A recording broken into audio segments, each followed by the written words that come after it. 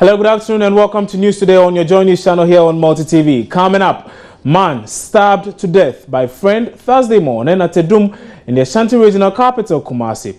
We'll bring you live reports from the ground. Also ahead, Ghana Bar Association condemns criticisms targeted at members of the judiciary as the country commemorates Martyrs' Day today.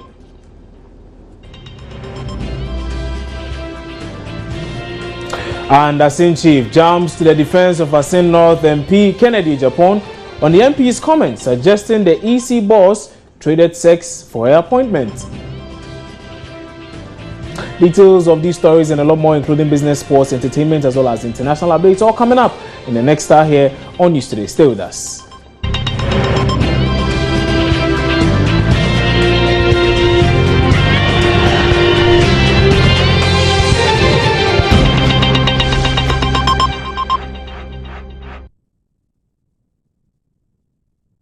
My name is Kwabena Chencheni. Many thanks for joining us here on News Today. Our very first story, and a group calling itself the Concerned Women in the Eastern Region has been demonstrating today over what they describe as a verbal attack on the EC chair and women in general by Member of Parliament for Asin North Kennedy Ejapon. The group, among others, is calling on the flag bearer of the pushing NPP, Nana Addo Dankwa-Akufo-Addo, to reprimand the Asin North MP and cause him to apologize for the comments. Let's get more on this demonstration from a local reporter, Cornelius Ejay, who has been following up on this story. So apparently we do not have him on the line now, but Cornelius spoke to us earlier on News Desk. Let's take a listen to what he told us. Currently, I'm at the Region Park. That's where they are converging. And as you rightly said, a group calling itself Concerned Women. Yeah, they are here to demonstrate against the Asin North MP in the person of Kennedy Ejapon because of his remarks, derogatory remarks he passed recently. According to the convener, they will march from here through the principal street of Koforidua to Jackson Park, and then later in the day, they will present a petition to the Member of Parliament, that is the Duajaho. Cornelius, I'm listening to you. So as I rightly said, they said after they will demonstrate from here to the Jackson Park, they will pass through the principal street of Koforidua and then converge to the Jackson Park. That's where they will address the demonstrators. They are now converging at the Prison Park. They are more than 200 at the moment. More than 200 women. More than 200, and they are bringing in more. The convener is the women organizer here in the Eastern Region, in the name of the person of Crime Blinch. But she said me it's cut across.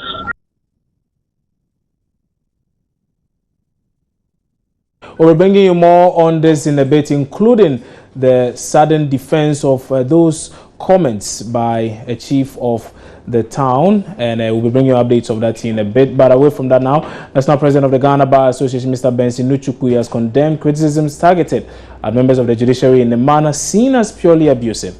Speaking at the remembrance service for the 3 High Court judges who were murdered 34 years ago, Mr. Nuchukwu said, despite citizens having the right to critique judgments of the court, it was unacceptable for such criticism to be leveled in a manner that creates public disaffection for judges.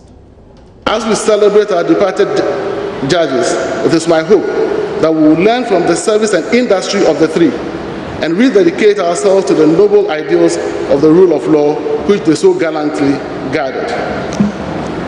Finally, as we approach the 2006 presidential and parliamentary elections, I cannot but urge all citizens, public and state institutions to recommit themselves to the ideals of rule of law, thereby ensuring that the up-and-coming elections take place in an orderly, credible, non-violent, and peaceful environment. May the rule of law reign supreme in our land. May God bless the administration of justice in the country. May God bless Ghana Bar Association. May God bless our law enforcement agencies. And may God bless our homeland Ghana and make it great and strong, bold to defend forever the cause of freedom and of right. May God help us to resist oppressors' rule with all our will and might forevermore, lest we forget.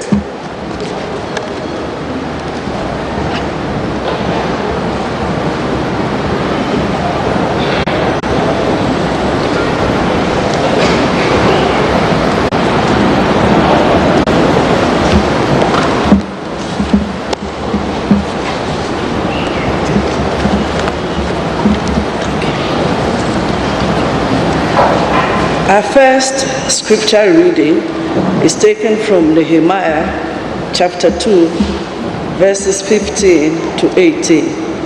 Nehemiah 2, 15 to 18. So I went up the valley by night, examining the wall. Finally, I turned back and re-entered through the valley gate. The officials did not know where I had gone or what I was doing, because as yet I had said nothing to the Jews or the priests or nobles or officials or any others who would be doing the work. Then I said to them, "You see the trouble we are in? Jerusalem lies in ruins, and its gates have been burned with fire. Come, let us rebuild the wall of Jerusalem, and we will no longer be in disgrace." I also told them about the gracious hand of my God upon me and what the king had said to me. They replied, "Let us start rebuilding." So they began this good work. Here ends the reading of God's word.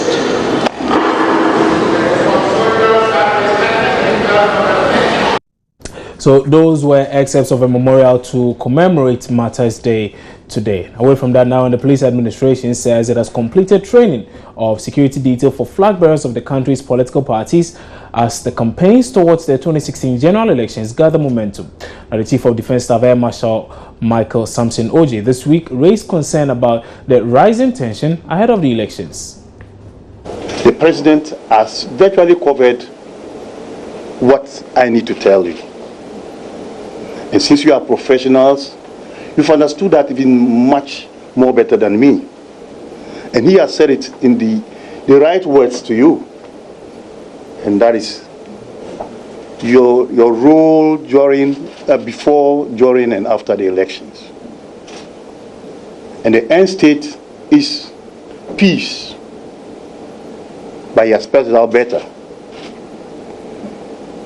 Ours is to support the police and other security agencies to maintain peace and order. To support the police and other security agencies to maintain peace and order. The temperature of the campaign is about getting higher and higher. We are not too comfortable. We are looking at it. The IGP and his men are talking to all stakeholders. We are at the background studying how best we can support or react. I can assure you that, as the President said, and as I did say earlier, during our interaction a few weeks back, that the armed forces is ready and is prepared to do all it takes to keep this country together. I can assure you it will not descend into any chaos. If it does, we shall apply the right antidote. Well, the concern was further heightened in less than 24 hours when a team accompanying the president on his accountant to the people tour of the Ashanti region came under attack. Now, some unidentified persons pelted an advanced convoy team with stones. 3 members of the entourage are reportedly injured. Security analyst Dr. Kosiani says the police would have to tighten security for all flag bearers. Any attack on the convoy, which is part of the president's fleet, is not acceptable. That's number one. Number two, it leads to a dramatic escalation of the nature of political violence in this season. Number three, what it means is that, if I remember correctly, the Inspector General of Police was thinking of providing security for all political party leaders from the 1st of July. Probably it should be moved forward right now, because I suspect there may be some form of misplaced retaliatory attacks against other political leaders. And I think this is just unacceptable behavior. Now, part of the issue around, violence in our politics is that more often than not, our political leaders don't condemn it. And I'm using violence in a very broad sense. Either as part of, speech or speeches that political leaders and their supporters give, or actual intimidatory behavior by their so-called, party security forces. And I think that if the story that you are following and we are talking about is true and people are arrested, then I think it's a dramatic escalation of violence in our politics, which is totally unacceptable. Okay. Beyond the security agencies stepping in to deal with this matter, what else should we be doing as we're drawing closer and closer to the elections and the possibilities of people showing their anger in one form or another against, be it a politician or a government official? Well, showing anger for what? There are processes and institutions that can deal with that frustration and anger. But I think those who have done this, and all those whose behavior threaten others, must be arrested and the rigors of the law applied to them.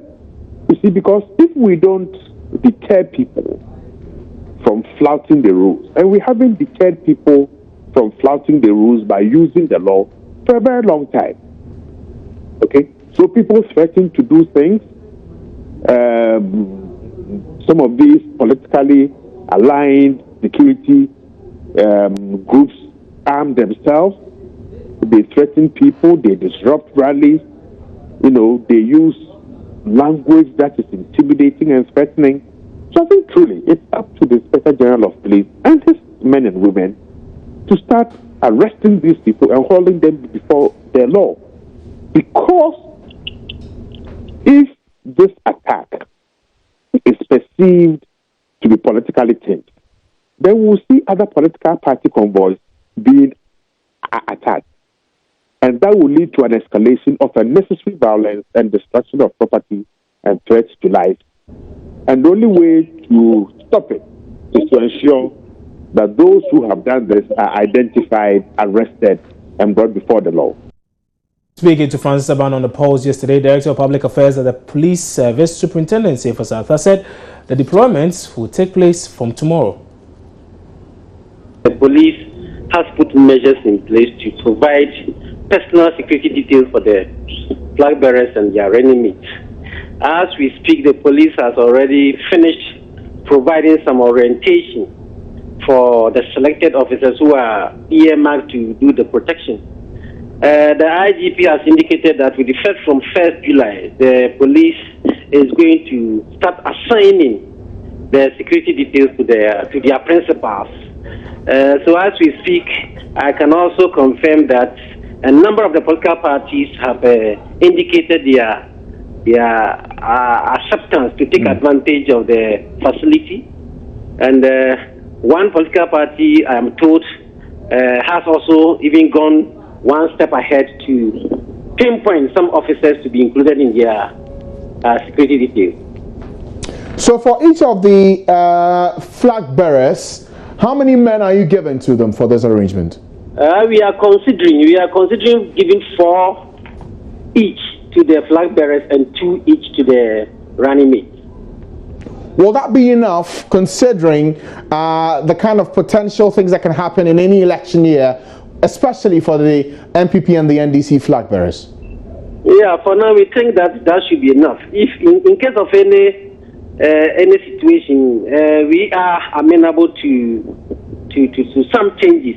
But for now, we think that the 4-2 permutation should be able to do the kind of trick that we want to do. Bearing in mind that in the course of the campaigns and the rallies and other things, we still have the police coming over to provide protection generally. That is why when you are holding such a special event, you are enjoined to notify the police at least 5 days clear before the event, so that we can put some security arrangement in place for you. For the 4 and the 2 permutation for the flag bearers and their running mates respectively, it is just for their personal security concerns. Okay, now, especially for the president, I need to ask, Mr. Arthur, will there be a second layer? You say 4 men and 2 for the vice, but for the president, he's already the commander-in-chief. Will that mean an extra layer of protection for him? Well, this is the general arrangement we have put in place. If he demands that we give them the 4-2, we are going to go ahead. If he tells us that, oh, I have enough security details already, and so I don't need any, we shall also accede to that. Away from that, but still staying with issues of security, and a 23-year-old has been stabbed to death by his friend in the central business district of Edum in the Ashanti regional capital, Kumasi, this morning. The young man, only known as Atom, is said to have been killed by his friend for failing to repay a debt of 45 Ghana cedis. Let's get more now from Ashanti regional correspondent Mahmoud Mohamed Nuruddin, who's standing by with details. So, Nuruddin, what more do we know about this story? Well, Francis, what happened was that about a week ago, a lady walked to the deceased and told him that he had a problem with her phone and that he wanted him to repair it for him. So he gave him 100 Ghana cedis to repair the phone. And after the phone was repaired, and after about a week, she came back and said she was still having the same challenge with the phone and that she didn't need the phone. And so if the phone accessory dealer could sell the phone and give her the money. And so that was the decision they had. So she took back the 100 Ghana cedi he gave to the phone dealer, the phone accessory dealer, and asked him to sell the phone. Afterwards, he will also take the 100 Ghana cedi. So in the process of this, agreement with the phone dealer, the phone accessory dealer, and the woman, it came up that the phone accessory dealer was not able to pay the 100 cedis immediately. So the friend gave him 45 Ghana cedis to add up to the money he had, and then give it to the woman. And the woman actually took the money and walked away. After about a week again, the friend started pursuing him for the 45 Ghana cedis. So this morning he stormed his workplace and asked him for the 45 Ghana cedis. The guy explained to him that he was going to pay him and that he should exercise patience. In the next few days he will pay the money. He walked away and came back. And when he came back, they saw him with a handkerchief, and suddenly he stabbed a friend to death at a spot. So that was what happened at Edum this morning, Francis. I see. So let me ask, this gentleman who perpetrated this crime, where is he now? We're told he was almost lynched by some persons in the vicinity. Exactly. After the incident, some of the youth who were around tried to pounce upon him, but he threatened to kill anybody, to stab anybody who came closer to him. And so they were there, and most of them came and they started pursuing him, and the police came immediately and took him to the police. So as I'm speaking now, he's at the Central Police Station.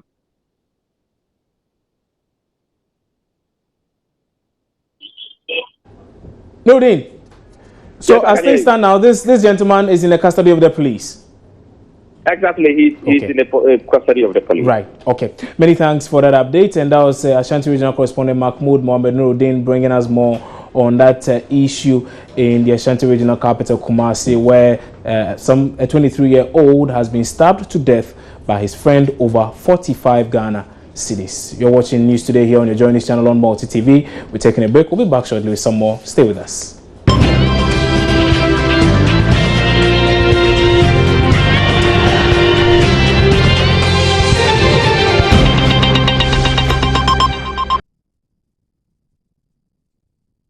Many thanks for staying with us here on News Today. Some more stories now. And adolescent girls in basic schools who could have stayed out of school as a result of poor menstruation management in deprived Sexual Front Plains district are being assisted with free sanitary pads to enable them stay in classrooms. Education authorities say several girls who have reached the adolescence spend at least 1 month every term or 3 months in a year away from the classrooms because of poor management of menstruation.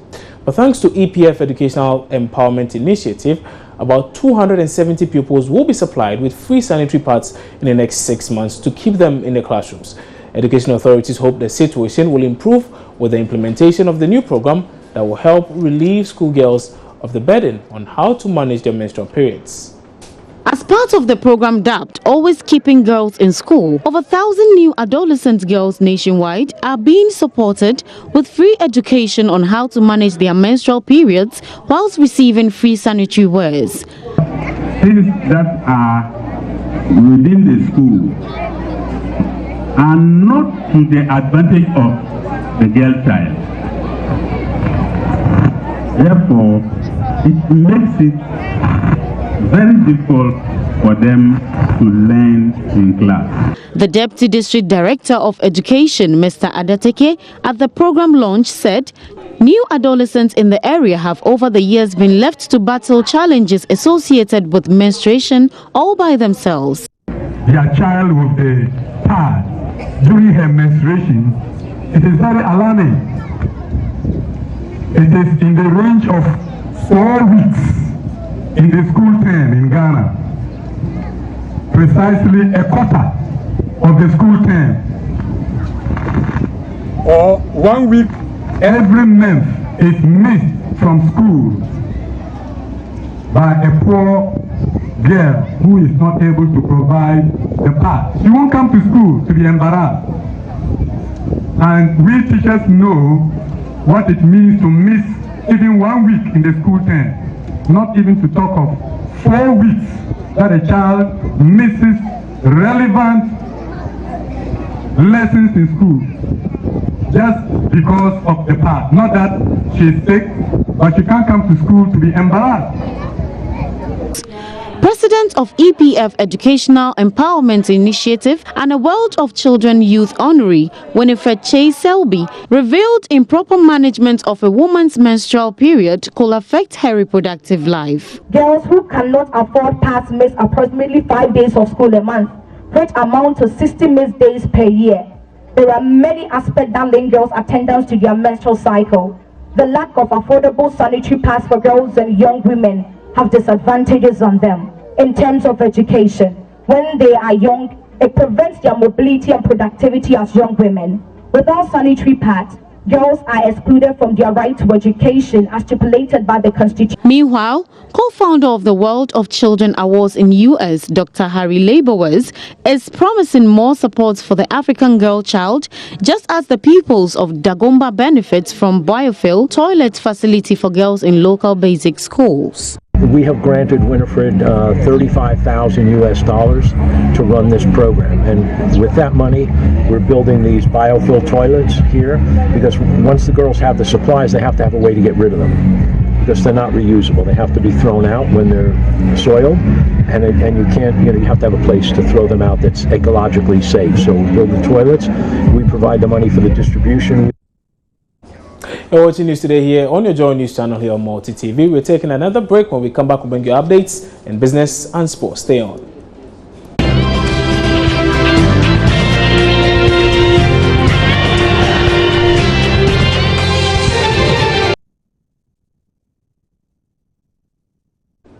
And now time for some business. The country's second biggest oil field, Trinidad Enyira and Ntomme 10 project, will start producing crude in commercial quantities, possibly by the end of July. This was contained in the latest training and operational update report issued by Tullow Oil. There's more in the following report. Executive of Tullow Oil, Aiden Heavy, they are looking at starting production or pouring first oil within the next 3 to 6 weeks, adding that it is about 96% complete. He maintains that they should start with a daily production of 23,000 barrels a day till the end of the year. Tullow Oil has indicated that, despite the recent challenges with the FPSO, daily crude production should be pegged at around 90,000 barrels till the end of the year. The exploration firm is also assuring investors that it has secured a comprehensive insurance package to take care of production challenges and losses as a result of the recent problems with the FPSO, which affected gas supplies for power generation in the country. And in a related development, Communications Manager of Ghana Gas has confirmed that VRA's indebtedness to its company to the tune of over $300 million is taking a heavy toll on operations. According to the latest annual petroleum report by PIAC, VRA alone is responsible for about 97% of the outstanding receivables owed the Ghana Gas Company. It therefore urged the Ministries of Petroleum and Power to regard settling one of the debt as a matter of urgency. In an interview, Communications Manager of Ghana Gas, Alfred Ogbami, said the situation is affecting the company's liquidity and planning schedules. The VRA, as an organization, certainly owes us over $300 million as a result of main gas we supply to them, and for which payment is outstanding. As a result, we've certainly also not been able to pay the GNPC approximately $80 million that of the wet gas that it will also supply to us, which we process and also supplied onto the market. It certainly has an impact on our work. It has an impact on planning. It doesn't allow you to plan well because you don't have the resources. It affects your liquidity. Because if there's a crisis now, you don't have immediate resources to sort it out. And Joy FM Beauty and Bridal Fair opens today at the Accra International Conference Center. Top businesses that deal in wedding-related products and services are set to offer discount packages and exclusive services to patrons of this year's edition of Joy FM Beauty and Bridal Fair. The 4-day event, which kicked off this morning at the Accra Conference Center, is to provide total solution to the needs of prospective married couple. Joy Business has been speaking to some exhibitors. Is to have lots and lots of people patronizing the fair. That is one. But most importantly, it's about the relationship we want to build with our customers. We want to give the opportunity for people to know what we do and also to stay with us. So we have a number of programs and activities that we have lined up for people who come to the store. And then most importantly, after the fair, for them to come back to us at our various locations. We expect to strike deals with event organizers who can take our product, Yomi Yogurt, to have refreshments. We expect to have deals with individual or prospective couples who want to have refreshment after their wedding ceremonies, because people now are moving towards having healthy nutrition, healthy beverages, and we think that we are in that sector that they can rely on us when it comes to having some of these refreshments. This year we are expecting people to come out excited. We are expecting people to come looking for where power is and looking to come and see what we have new for them. Since we started coming, every year we've come up with something new when we are coming, and this year we are coming with a lot of new items. So we are hoping for our customers to come and meet us to see what we have to offer them new in the beauty industry. So we're expecting to see a lot of our customers there. We're expecting to see new customers who want to try or maybe who want to come and meet Paba for the first time. So that'll be it for business. My name is John Kojo Amuako. For more, you can join me between 1 and 1:30 on the marketplace for more business stories. Coming up next is your sports.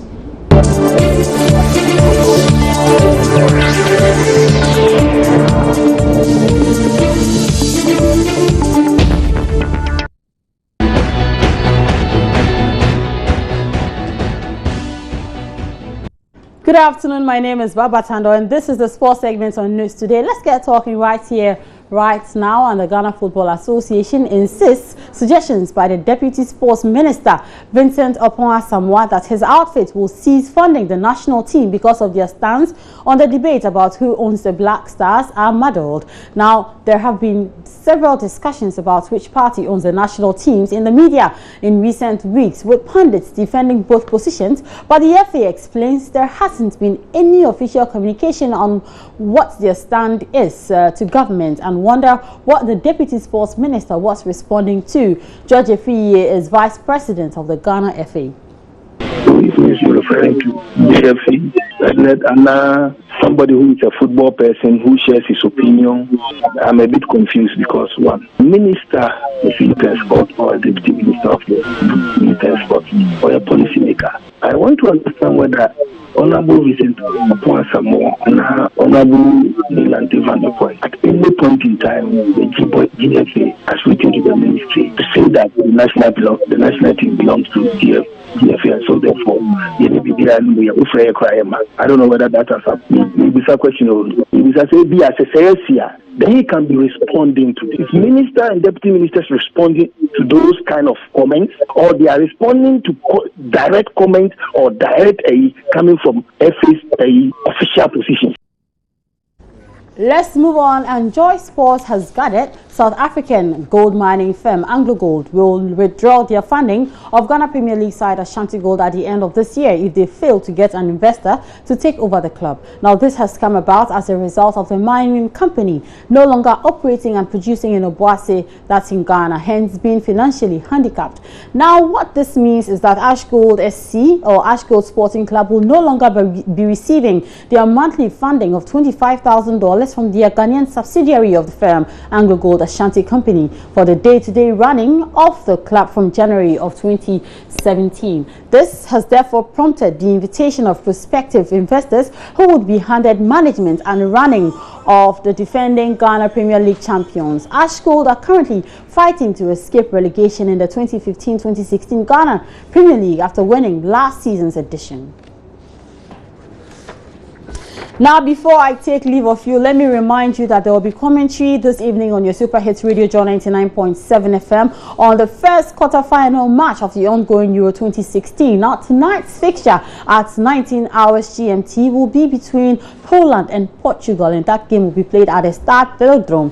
So be reminded once again that we'll bring you that game live on Joy 99.7 FM. Meanwhile, if you want to see more of what I've brought you this afternoon on Sports and News Today, you can check out our sports page of myjoyonline.com. Alternatively, you can log on to Facebook. We're there as Joy Sports. On Twitter, our handle is at Joy Sports GH, and my personal handle is at Baba Tando on Twitter. That's it for your sports. Have a good afternoon.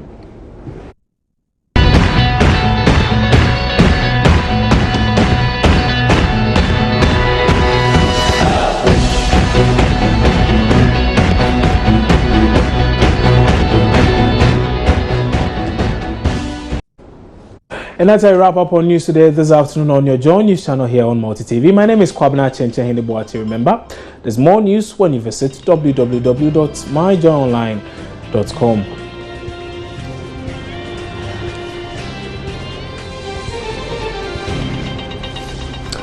John Kojamakun is standing by with the marketplace. Many thanks for your company.